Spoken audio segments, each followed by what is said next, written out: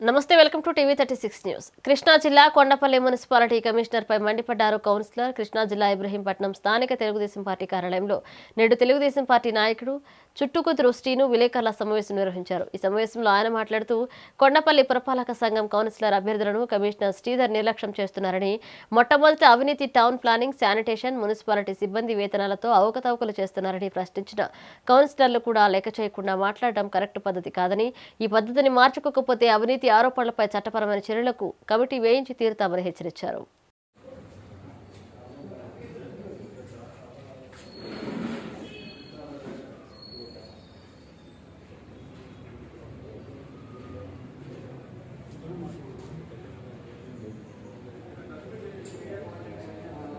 నమస్కారం అండి. ఈరోజు కొండపల్లి పురపాలక కౌన్సిలర్స్ అందరూ కూడా కలిపి ఈ రోజున సమావేశం ఏర్పాటు చేసుకొని ప్రెస్ మీట్ ఏర్పాటు చేయడం జరిగింది. ఈ ప్రెస్ మీట్ పెట్టడానికి ముఖ్య కారణం ఏంటంటే, ఈ రోజున పత్రికల్లో రోజుకొక కంటెంట్ వస్తుంది. ఒకరోజు ఏమో టౌన్ ప్లానింగ్ మీద, ఒకరోజు మీద హౌస్ ట్యాక్స్ మీద, ఇంకో రోజు మీద ఏమో ఈరోజు నిన్న కూడా వచ్చేసరికి బిల్లుల మీద కూడా ఈ వార్తలు అనేది రావడం జరుగుతుంది. దీని మూలన ఏంటంటే, మొత్తం మా మున్సిపాలిటీ కొండపల్లి కొత్తగా ఏర్పడినటువంటి కొండపల్లి మున్సిపాలిటీ మీద ఒక అవినీతి ఆరోపణలు ఎదుర్కొంటూ ఒక మరక అనేది ఈ మున్సిపాలిటీ మీద ఏర్పాటు చేస్తున్నారు. దానివల్ల మేమందరం కూడా దీని మీద విచారం వ్యక్తం చేస్తున్నాం. కొత్తగా ఏర్పడిన మున్సిపాలిటీ అభివృద్ధిలో దూసుకెళ్లాల్సింది పోయి ఈ రోజున అవినీతి మరకలు అంటించుకుంటూ ఈ రోజున ప్రజానికానికి అందరికి కూడా సరైన జవాబుదారీతనం లేక మమ్మల్ని అందరినీ కూడా మా చేతులు కట్టిపడేసినట్టు ఈ అధికార పార్టీ మా యొక్క విధులను కూడా నిర్వీర్యం చేసే విధంగా కోర్టులో వేసి అక్కడ ప్రజలకు కూడా ఎటువంటి మేము సహకారం అందించలేని పరిస్థితి తీసుకొస్తున్నారు.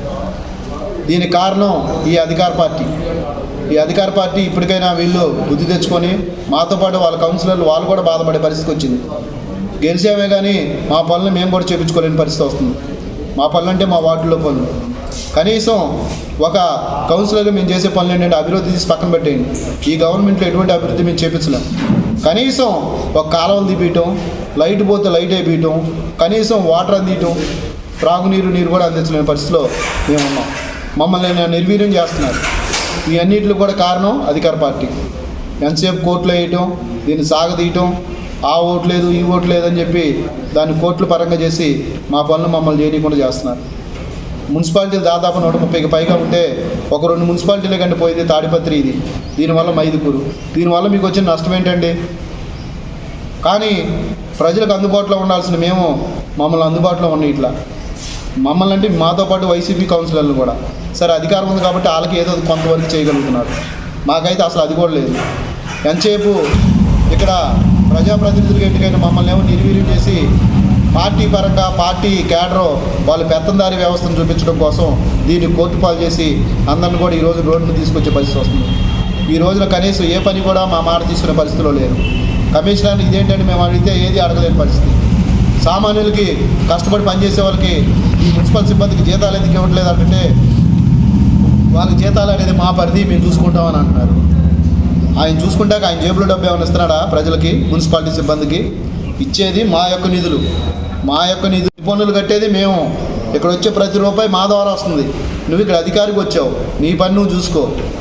అంతేగాని మమ్మల్ని మీ పరిధి కాదు, మీకు అనవసరం అయ్యని చెప్పి మాకేదో సబ్జెక్ట్ లేదన్న అన్నట్టుగా నువ్వు మాట్లాడు. మాకు సబ్జెక్ట్ మాకు ఎంతో కొంత ఉంది. మేము ఇక్కడ ఉన్న అందరం కూడా వెల్ ఎడ్యుకేటెడ్ పర్సన్సే.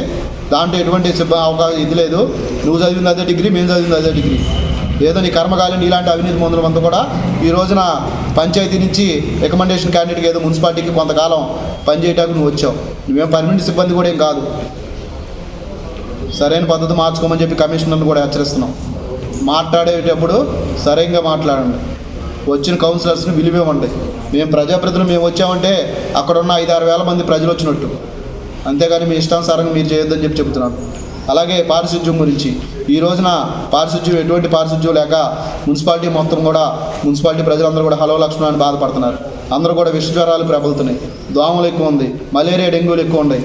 ఈ దోమ కాటు వల్ల రోగాలు వస్తున్నాయి. అసలుకే ఈ కరోనా లాంటి టైంలో ఈ ప్రభుత్వం పన్నులేసి ప్రజలను అడ్డువిరుస్తుంది. ప్రజల దగ్గర ఎటువంటి రూపాయి నయా పైసా లేదు. అందరూ కూడా ఇబ్బంది పడే పరిస్థితి వస్తుంది.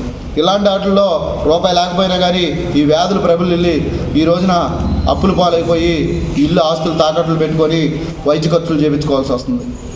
ఈ రకంగా అన్నీ నిర్వీర్యం చేస్తా దానికోసం సిబ్బంది సరిగ్గా పనిచేస్తే వాళ్ళకి జీతాలు ఇవ్వక వాళ్ళతో మేము సక్రమంగా పని చేయించుకోలేకపోతున్నాం.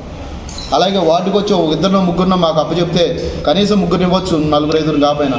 ఇద్దరంటే ఎటు కూడా సరిపోరు. 29 వార్డులు ఉన్నాయి, అందులో 4 VTPS వార్డులు ఉన్నాయి, అవి పోతే 25 ఉన్నాయి. 25 వార్డులకు మనిషి ముగ్గురు ఇచ్చినా 75 మంది సిబ్బంది సరిపోతారు. నువ్వు ఎటు కూడా జీతాలు తీసుకొని పని చేయట్లా. మేము జీతాలు లేకపోయినా ప్రజలు మమ్మల్ని గెలిపించారు కాబట్టి మేము దగ్గరుండి వాళ్ళతో ఏదైనా పనులు చేయించుకుంటాం.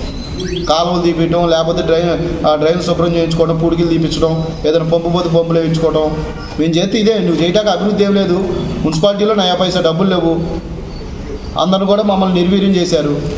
ఆ డబ్బులన్నీ కూడా వృధాగా మీ ఇష్టానుసారంగా బిల్లులు పెట్టుకున్నారు. రోజుకు ఒక తప్పుడు బిల్లులు వస్తున్నాయని చెప్పి రోజు పేపర్లో చూస్తున్నాం. మీ అన్నింటిలో ఎవరిని కూడా వదిలిపెట్ట. మేము ఎవరెవరైతే దీంట్లో దొంగ బిల్లులు చేస్తున్నారో, శానిటేషన్ సరిగా లేకపోవడానికి కారణం ఎవరో, వాళ్ళకి వచ్చే రెగ్యులర్ జీతాలు అందరికి ఇస్తున్నారా లేదా, వాళ్ళు ఆబ్సెంట్ అయ్యారని చెప్తున్నారు. కానీ శాలరీస్లో ఫుల్ టైము శాలరీస్ వస్తున్నాయి. అవన్నీ కూడా మేము ప్రతిదీ ఎంక్వైరీ చేస్తాం. ఎవరిని కూడా వదిలిపెట్టాం. సిబ్బందిని కూడా దయచేసి మీకు ఒక్కటే మేము విన్నవించుకుంటున్నాం.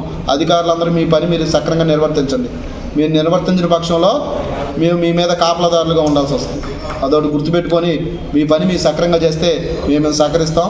మున్సిపాలిటీ కొత్తగా ఏర్పడింది, దానికంతా డెవలప్మెంట్కి